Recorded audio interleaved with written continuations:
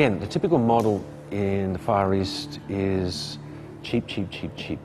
And that's a very big generalization, but in general that's what it is. And you build a very cheap factory made of corrugated iron, and you don't give the worker any facilities, and that entire attitude needs to change. It needs to change to where your worker is your asset, because, particularly in our field, because we make technical outerwear and we can't have a huge turnover.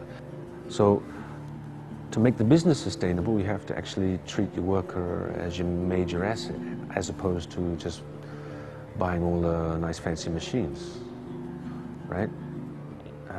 And particularly in our field, technical outerwear, where you need long-term workers that have to do all this really fiddly needlework and gluing and bonding. You need that experience to maintain a steady quality, reliable quality, and reliable delivery, which makes the company sustainable, which makes, i.e., Patagonia sustainable, and then you satisfy the supply chain.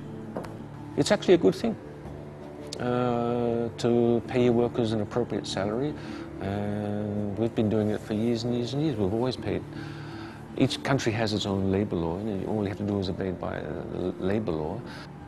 Basically, human beings like to work. It doesn't matter if they're Vietnamese or Chinese, they all have a family, and they all have the same dreams and desires.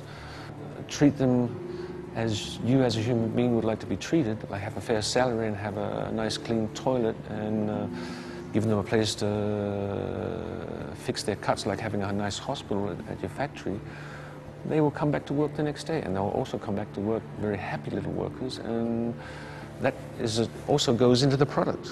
So that causes sustainability very naturally.